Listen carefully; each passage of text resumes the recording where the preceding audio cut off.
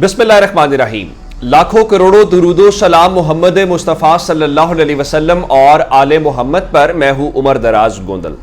मैंने आपको आज सुबह सवेरे जो खबर दी थी वो यानी आज जो दिन की वीडियो थी उसके अंदर मैंने आपको ये बताया था कि सुप्रीम कोर्ट से बहुत बड़ा फैसला है और उसमें 9 मई के वाकयात से जुड़े हुए 5 अफराद को जमानत दी गई है और उसके ऊपर कानूनी माहिरीन यही कह रहे हैं कि वो बड़ा ब्रेक थ्रू है। अब जो बाकी लोग हैं वो भी उसकी बुनियाद के ऊपर जमानत अप्लाई कर सकते हैं। उन सबको रिलीफ मिलेगा जिनके नाम उस मुकदमे के अंदर या केस के अंदर है।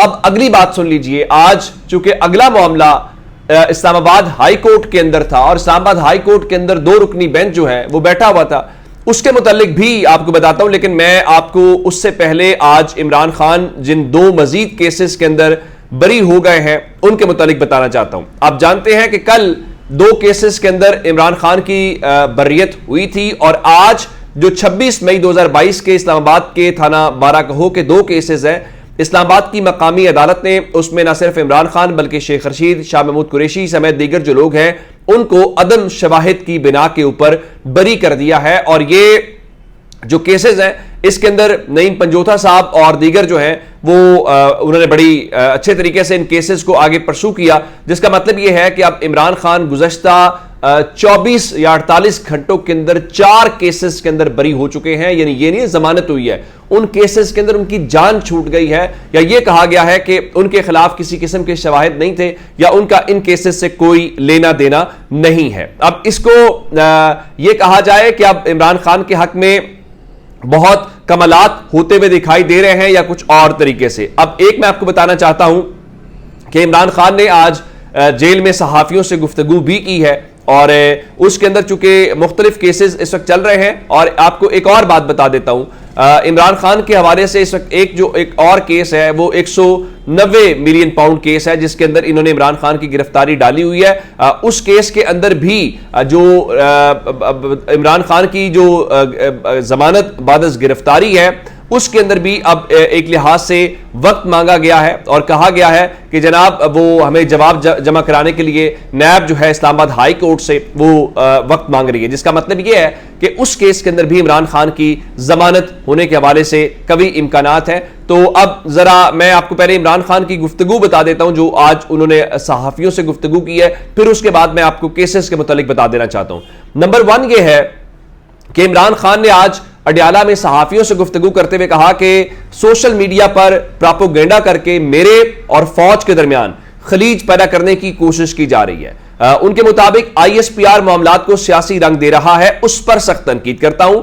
ISPR को सोशल मीडिया कैंपेन में मखसूस सियासी जमात के मुलव्विस होने से मुतालिक नहीं कहना चाहिए था। ISPR इस हवाले से हमसे पहले पूछे तो सही।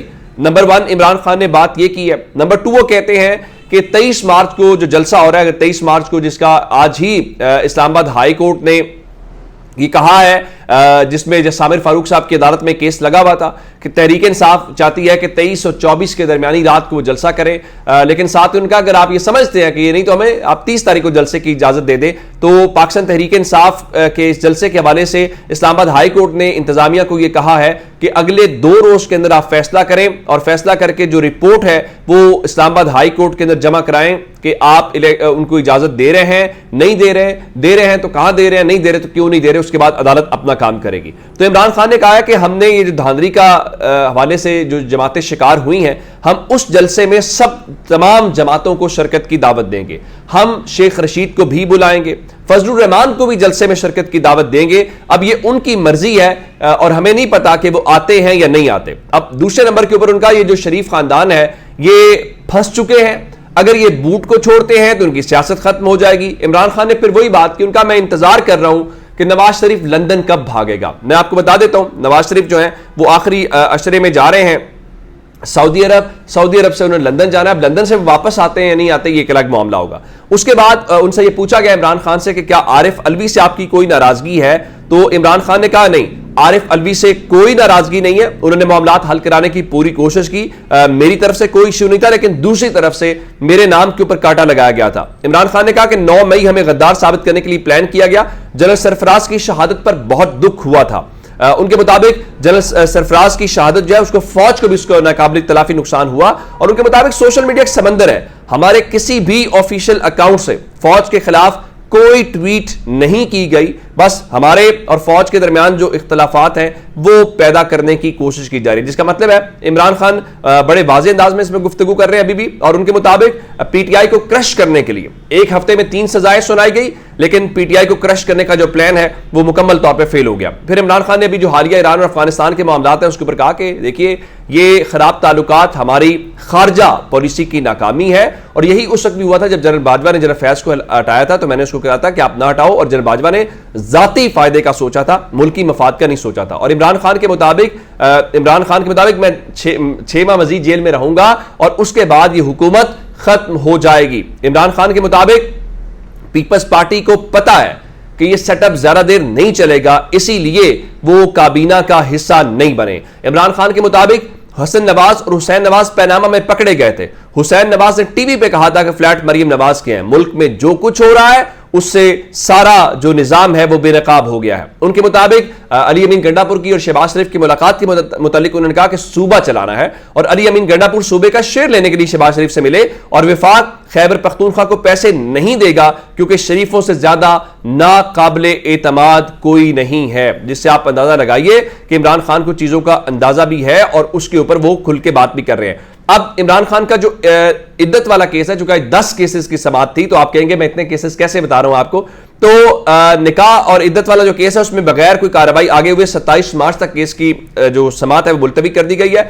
शिकायत कुनिंदा जो खाबर मानिका है उसके वकील ने आज वकालतनामा जमा कराया, जिसके बाद उसकी अदम दस्तयाबी पर अदालत ने फिलहाल समाअत को मुलतवी कर दिया है।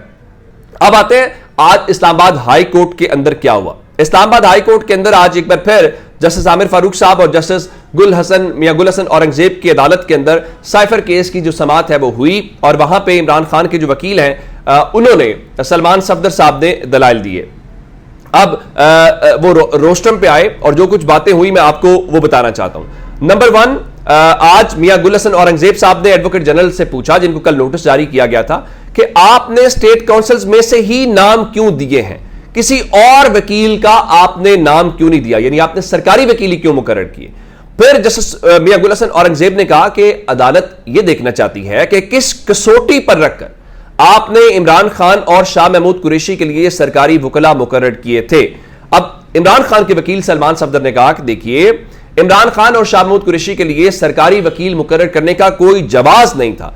जिन फैसलों पर इन्हिसार किया गया उनमें से 2-3 साल ताखीर पर सरकारी वकला मुकर्रर किए गए, इसलिए जज साहब को बताया कि उन केसेस की सूरत हाल इससे मुख्तलिफ है। यानी आज अदालत के रूबरू नुक्ता यह था कि कल तो पहले नंबर पे तो यह था ना कि साइफर है क्या, उसकी कम्युनिकेशन क्या है। कल यह था कि सरकारी वकील किसने मुकर्रर किए, पता चला एडवोकेट जनरल ने। आज इस बुनियाद के ऊपर कि किस बुनियाद के ऊपर आपने उनको मुकर्रर किया, तो इमरान खान के वकील ने कहा कि अदालत ने जिस बुनियाद के ऊपर यह सारा कुछ किया, वो जिन केसेस का हवाला दिया गया वहां 2-3 साल केस लटकाए गए थे, यहां तो कोई ऐसी सूरत हाल थी ही नहीं।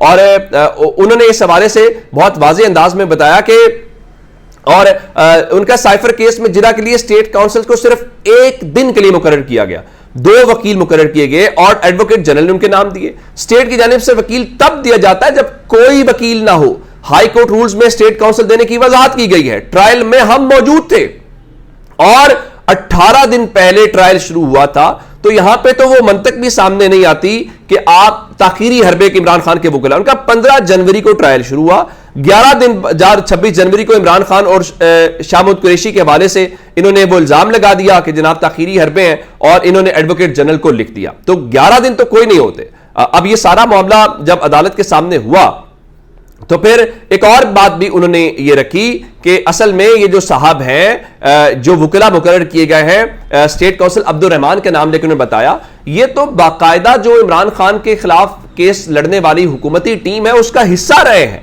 जब ये बात हुई तो उनका जी इवन ये सरकारी वकील तैनात होने से पहले समातों में जाते थे और जो इमरान खान के खिलाफ लड़ने वाली हुकूमती टीम है उनके साथ बैठते रहे, जिसके ऊपर अदालत ने अब जो आज की बड़ी अच्छी खबर है वो अच्छी खबर यह है कि जो स्टेट काउंसिल अब्दुल रहमान है उनकी 23 अक्टूबर से 30 जनवरी तक कि क्या वो अडियाला जेल में जाते रहे हैं कि नहीं जाते रहे, इस्लामाबाद हाई कोर्ट ने अडियाला जेल सुपरिटेंडेंट से इस हवाले से उनकी एंट्रीज का, यानी क्या वो दाखिल हुए हैं या वो दाखिल नहीं हुए, उनका रिकॉर्ड जो है वो तलब कर लिया है। और उसके बाद साथ ही उनका एडवोकेट जनरल साहब ये बताएं कि जो सरकारी वकला मुकर्रर किए गए हैं, इनकी क्या काबिलियत थी, इनकी क्या स्टैंडिंग थी, आप इनकी जो सीवीज हैं वो भी अदालत के अंदर रखें। अच्छा, उसके बाद जस्टिस मियां गुल हसन औरंगजेब साहब जो है और सामिर फारूक साहब की अदालत में चीफ जस्टिस ने पूछा कि क्या केस अगर जेर समाअत हो तो वकील मीडिया पर आकर बात कर सकते हैं? तो वकील सलमान सफदर साहब ने कहा करनी तो नहीं चाहिए, लेकिन कहा जाता है कि वकला को मीडिया पर नहीं आना चाहिए और जजेस को भी मीडिया के ऊपर नहीं आना चाहिए। सिर्फ वकला की हद तक आप ये बात नहीं कर रहे। अब अदालत ने उनकी एंट्रीज, उनकी सीवीज को करते हुए अब समाज जो है वो 25 मार्च तक उसको मुलतवी किया है। तो जब उन्होंने कहा कि हम समाअत मंडे के रोज रख रहे हैं, तो इमरान खान के वकील सलमान सफदर ने कहा कि अगर आप कल की ही तारीख रख लेते। तो जब सामिर फारूक ने कहा कि पीर तक मैं दस्तयाब नहीं हूं, हम सूरत हाल समझ सकते हैं, इसलिए हम भी इन अपीलों को रोजाना की बुनियाद के ऊपर सुन रहे हैं और जितनी जल्दी मुमकिन हो सका इन पर हम फैसला कर देंगे। जिसके बाद उन्होंने अब जो समाअत है वो 25 तारीख तक, मंडे के रोज तक इसको तलब कर दिया। उसकी वजह यह कि कल वो दस्तयाब नहीं था। अच्छा, एक और हैरानकुन और दिलचस्प किस्म का पहलू आया। वो कब था? वो पहलू कब था जब सलमान सफदर साहब ने अदालत को बताया कि ये जो 2 सरकारी वकला मुकर्रर किए जिनके मुतालिक अब आप सीवी भी बुला रहे, सारा कुछ है, इन्होंने जिरा एक दिन के अंदर ही मुकम्मल कर ली। हालांकि जिरा यानी क्रॉस एग्जामिनेशन बड़ा इंपॉर्टेंट मैटर होता है। तो जस्टिस मियां गुल हसन औरंगजेब ने फिर हैरानगी से पूछा, एक ही दिन में? उनका जी, एक ही दिन के अंदर इन्होंने उन केसेस की जो समाअत है वो मुकम्मल की। जिसके बाद जाहिर है कि अदालत को अंदाजा हो गया होगा कि ये किस तरह से कर सकते हैं। अच्छा, इस किस्म की इंपॉर्टेंट जो डेवलपमेंट्स है वो आज अदालत के सामने हमें दिखाई दी। लेकिन इस्लामाबाद हाई कोर्ट के अंदर एक और इंपॉर्टेंट डेवलपमेंट थी और वो डीसी इस्लामाबाद के मुतालिक थी। आप जानते हैं कि डीसी इस्लामाबाद और एसएसपी और एसएचओ को सजा दी गई थी। तो अदालत ने कहा था 30 तारीख से पहले आपने रिलीफ ना लिया तो आपके खिलाफ ये जो सजाएं हैं वो बहाल हो जाएगी। फिलहाल मुअत्तल किया गया। तो आज इस्लामाबाद हाई कोर्ट ने फिलहाल वक्ती तौर पर उनकी जो सजाएं हैं वो मुअत्तल कर दी है। जस्टिस बाबर सत्तार ने ये मामला उस वक्त उठाया था, लेकिन इसका फायदा जरूर हुआ। फायदा क्या हुआ? आज इस्लामाबाद हाई कोर्ट के जस्टिस अरबाब मोहम्मद ताहिर साहब जो हैं, उन्होंने अडयाला जेल के हुकाम को कहा कि इमरान खान के वकला आज से और इस्लामाबाद हाई कोर्ट की जानिब से तयशुदा हफ्ते में 2 दिन की मुलाकात लाजमी करवाएं और अगर आपने अदालती ऑर्डर की खिलाफ वर्जी की तो हम तौहीने अदालत का शो कॉज देंगे। और आप यह भी याद रखिएगा कि तौहीने अदालत की कार्रवाई महीनों के लिए नहीं चलेगी, बल्कि हम एक ही हफ्ते में फैसला कर देंगे। जब ज़ाहिर अदालत इस किस्म की बात करेगी तो फिर आप जानते ही हैं कि उसके बाद इनकी क्या मजाल है कि ये मुलाकात ना कराएं, उसके ऊपर अमल दरामद ना कराएं। तो ये अब तक की अपडेट्स थी। अपना बहुत सारा ख्याल रखिएगा। खुदा हाफिज।